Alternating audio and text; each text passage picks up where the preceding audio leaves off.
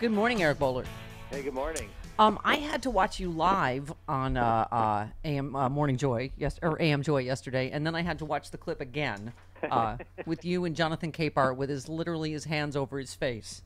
And you tweeted the clip. You said when you watch Rudy step on 5 different rakes over a 2-day period, it's pretty extraordinary, isn't it? For as long as you've been watching politics. Yeah, and Rudy says he's doing great. Told the Washington Post, the New York Times, he's happy with it. Trump's happy with it. I mean, they've embraced this old adage about there's no such thing as bad publicity as long as they spell your name right. And I literally think, and Giuliani defended the train wreck because he said people are reacting to us. People are talking about us.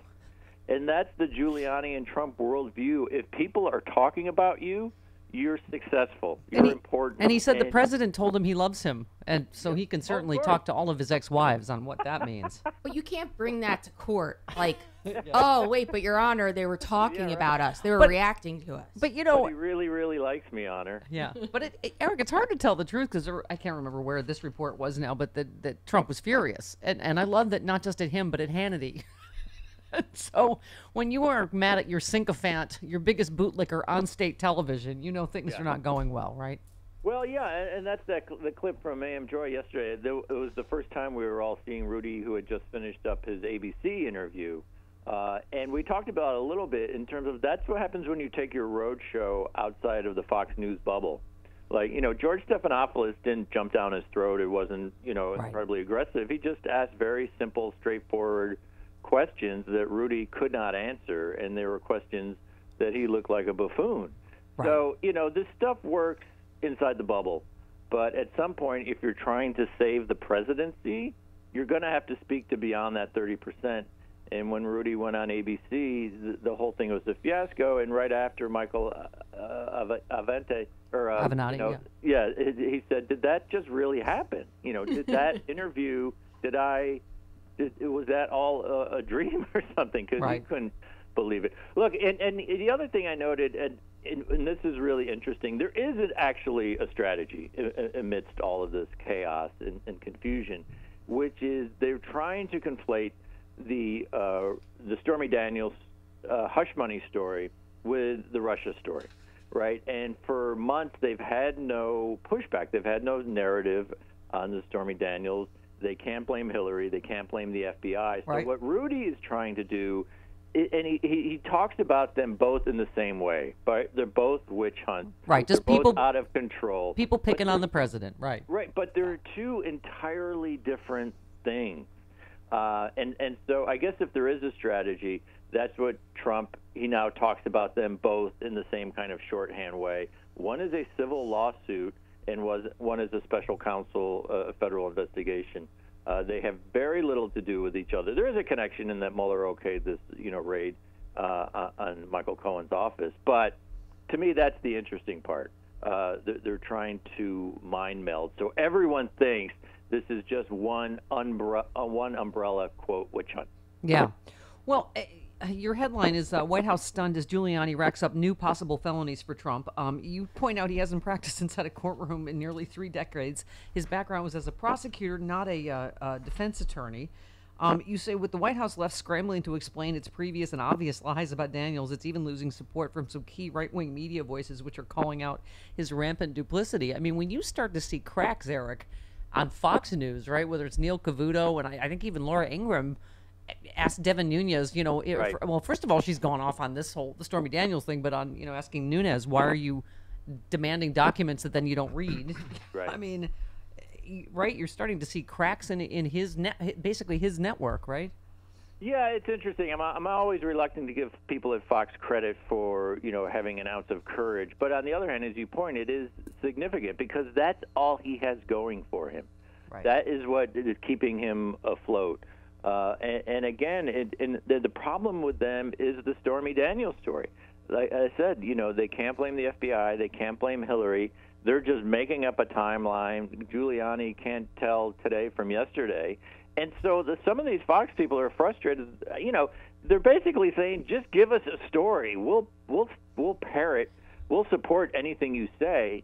But when your story changes every 4 hours, we look like idiots. Yeah, So I love that you pointed the out. cracks are there, definitely. Yeah, well, you pointed out that he started. Trump said he started yesterday. Giuliani actually started 2 weeks ago, as you point out. And then Giuliani says, "Well, it's like a day ago compared to other people." It's like, I mean, it is just unbelievable watching them scramble to even agree on anything, right?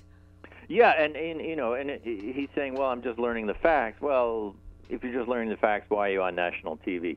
And I have to say, the big get last week for the White House was when they hired Emmett Flood, who's like a legitimate, respectable, white-collar D.C. attorney working for one of the most famous law firms in the Beltway.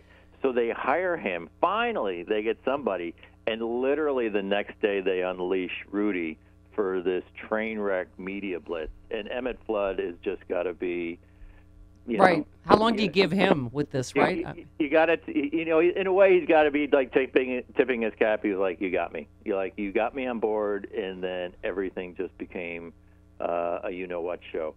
And so, how long will he stick around? That is why over a dozen prominent white-collar attorneys had told all this year have told Trump, nope, not going to work for you. And again, how many times did John Dowd go on Fox News or anywhere to talk about Trump's legal defense in 12 months? Zero. How many times did Ty Cobb go on TV? Zero. So Trump's not really an attorney.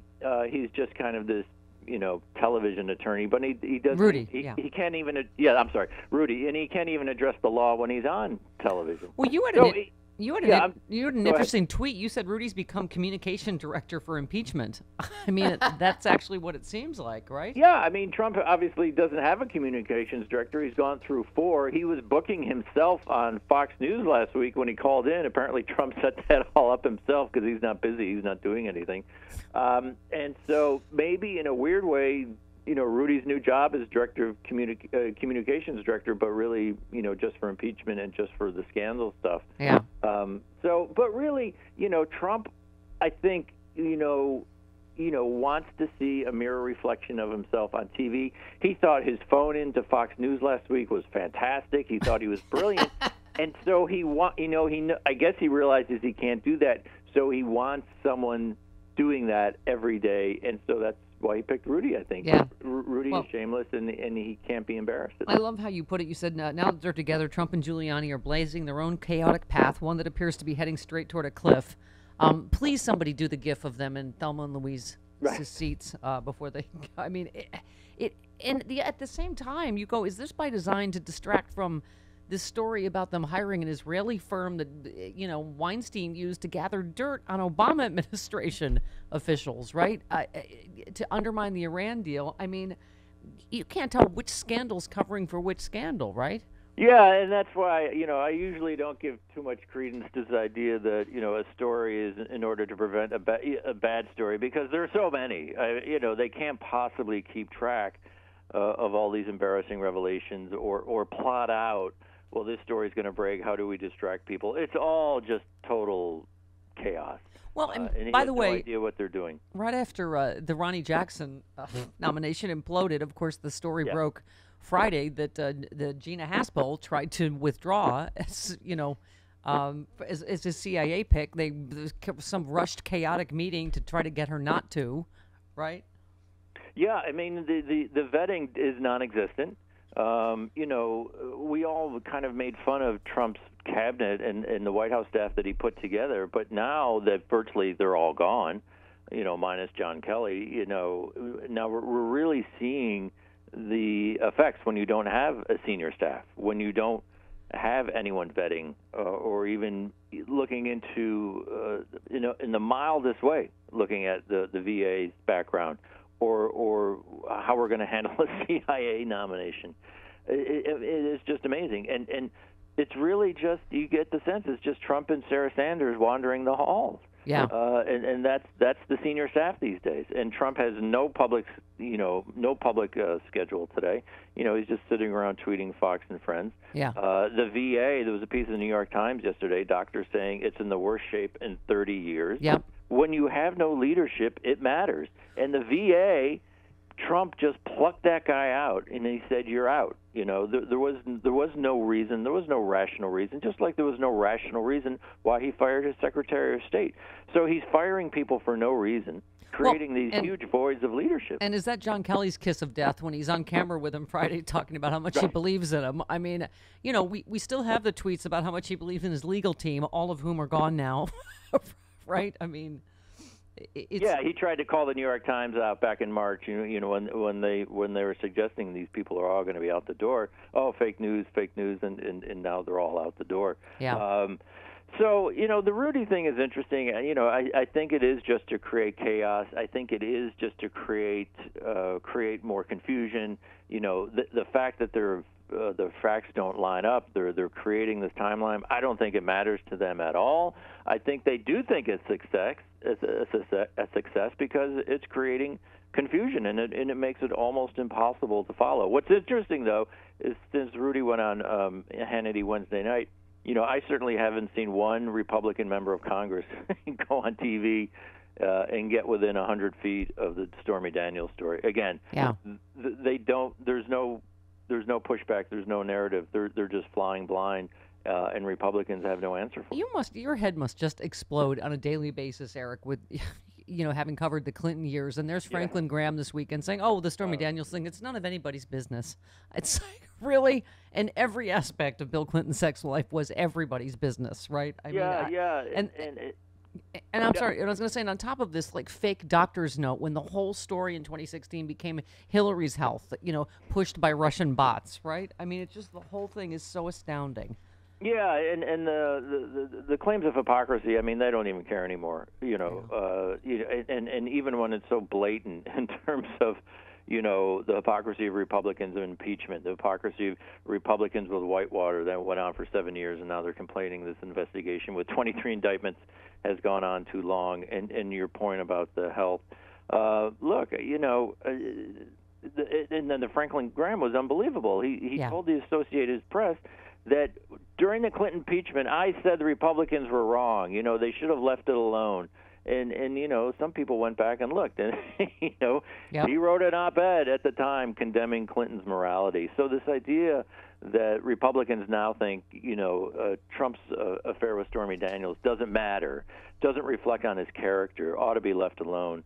They're just talking out both sides of their mouth, and it's important that people hold them accountable because unfortunately that AP story just let Graham get away with it. And it sounds possible. Okay, that was out of bounds for Clinton, and now it's out of bounds for Trump. But my God, they were. I mean, you and I were both around. They couldn't sleep at night thinking about Clinton's sex life. That's a point we got to make over and over again too. I mean, Whitewater, all of these Clinton, Benghazi, quote unquote scandals, Benghazi, email, years, zero indictments. To have after 14 months, 23 indictments already. There's a lot of there, which is why they're panicked to get this shut down. Yeah, and how about talk about panic? Trump now obviously is going to refuse to meet with Mueller. I always knew he would. He's saying, well, I don't think he's fair. Maybe I won't. A stunning fact that Joe Coniston has pointed out during all those Clinton investigations, Bill and Hillary met 12 times with federal investigators answering questions, and every time, if they had lied, they would have opened themselves to prosecution. 12 times, and Trump won't even meet once. So it just goes to show who had something to hide and who's completely panicked. Yep. Yeah. Exactly. Eric, good to. It's like I get to recap your AM Joy appearance on Mondays. It was fantastic. See you next week. Okay. Have a great one. All right. You too.